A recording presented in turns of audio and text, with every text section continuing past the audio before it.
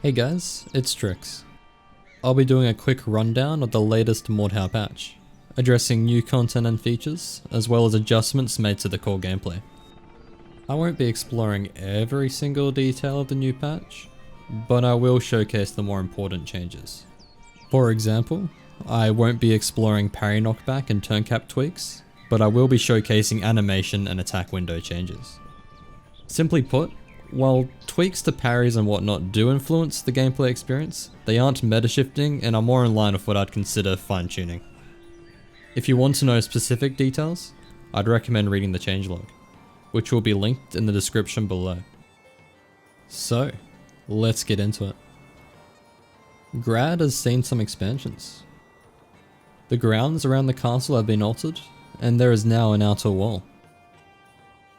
The nearby countryside has also been modified, showcasing potential expansions in future patches. There's still quite a bit of work needed, but we're starting to see the map take shape for the frontline game mode. Mountain Peak has had some small additions too. There's now a pulley system running almost parallel to the bridge. While you are incredibly exposed on this, it does open up another way to navigate to the higher regions of the map. A new 1-point weapon has been added called the Cleaver. This is wielded in one hand and its alternate mode of use is a throw. Damage wise, it seems to have very solid strikes. You can take out an opponent using heavy armor in 3 hits if you land those headshots. I'd stray away from using stabs because the damage there is laughable at best. You're looking at 6 hits to kill against opponents that aren't even using any armor. 2 new chest armors have been introduced. A tier 2 medium piece called the Chainmail coat and its tier 1 light counterpart, the Gambison coat. There's also a new voice that's been added.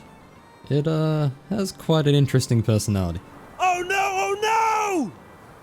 Come stat me, brother! Spare them nothing! You are too kind, sir! We're on the same side! Archery has seen quite a few adjustments. The most obvious changes have been the sway patterns. They have been altered for each of the ranged weaponry. In patch 17, the crossbow had quite a bit of initial sway before it settled into a steady sort of triangular-esque loop. I really don't know what to call it. In patch 18, the initial sway has been removed pretty much completely, but the looping sway is the same? At least I think it is. At the very least, it's pretty similar. However, you can avoid having to account for this sway by just lowering and raising your crossbow again. I'm not sure if this is intended or desirable. Otherwise, besides sway adjustments, the crossbow has seen some damage changes. Here are patch 17's damage values. Nothing too exciting, but for whatever reason the crossbow dealt more damage to tier 2 legs than tier 1. Really odd. Here's the updated values in patch 18. At first glance, the time to kills are pretty damn similar. It's just slightly more damage across the board. The real difference is leg damage. It will now take 3 hits to kill tier 0 legs, up from 4, and it will also take 4 hits to kill tier 1 and 2 legs, which is up from 5. Keep in mind that the values on screen aren't taking the Huntsman perk into consideration. Oh, and the reload animation has been updated, but it's still a work in progress. The recurve sway was adjusted as well. I'll show both patch 17 and 18 sways first, and then I'll bring them up side by side to compare them. Just a heads up, the red dot demonstrates that you're unable to shoot, and the green dot represents that you can. The blue dot is the point of the sway that is not only the center of your screen, but when the sway is at its least. The sway changes aren't really that drastic, all things considered. The most noticeable difference is that it ends much sooner, causing it to no longer curve upwards at the end of the sway. The draw time is about the same too, but it travels further upwards before you're able to fire. Now let's take a look at the longbow. Same as before, I'll compare them side by side in a moment. It has undergone quite a few more changes than the recurve. It still keeps the general shape from patch 17, but it has been stretched in some parts. The first half of the sway leading up to the sweet spot travels faster now, but it still hits it at about the same time. The second half has been increased about twofold though. You'll be able to keep the longbow at full draw for quite a while longer now. One last and final adjustment that the longbow has seen is that it no longer one-shots tier 0 legs with the Huntsman perk. While we're talking about the Huntsman perk, it's also worth mentioning that the damage bonus for throwables has been reduced to 175% from 200%. The main takeaway for this is that the throwing axe no longer one-shots medium body armor. There have also been a variety of equipment changes. The battle axe now costs an additional point, but it has been increased in length by 15 centimeters. This will help distinguish it from the war axe a bit more. The bear trap has seen tweaks too. It deploys a bit quicker, and it's also 1 point cheaper to equip. I believe the damage was tweaked slightly too, but nothing really tangible. The stabs on the main mode billhook can now pull riders from horses. Originally only the strikes had this functionality. Shields have seen many adjustments in patch 18. The changes themselves are quite a bit to go through, since a lot of them involve parry box tweaks. The gist of it is that it's much easier to get around a shield's defense using attack manipulation.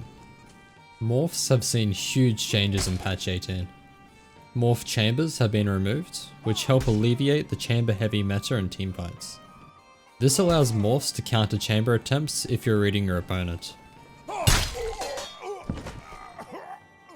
The animation and blending changes have also made them much easier to read.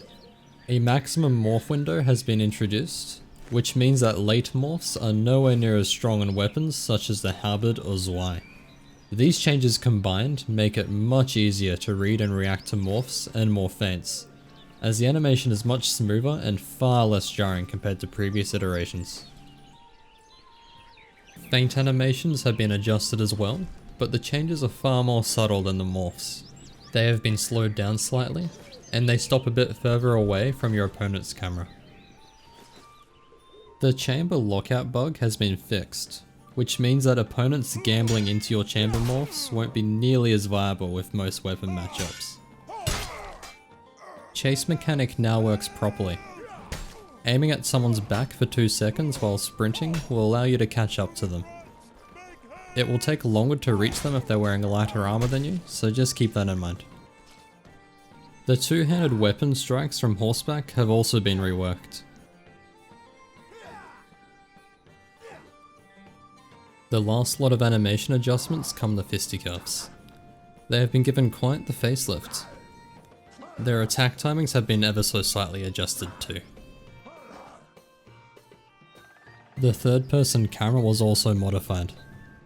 In patch 18, the camera is a little bit further back. This does grant you a bit more field of vision, but it's fairly negligible. Audio has seen improvements across the board. There are new sounds of hitting objects, the terrain, and even when equipment hits the ground. There's a whoosh as your weapon glides through the air, and when you hit plate armor it's now a nice thud instead of it sounding like you're striking flesh.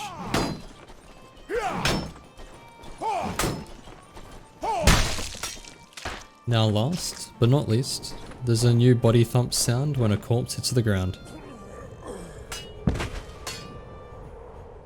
And that's pretty much it. That should cover the major changes in patch 18.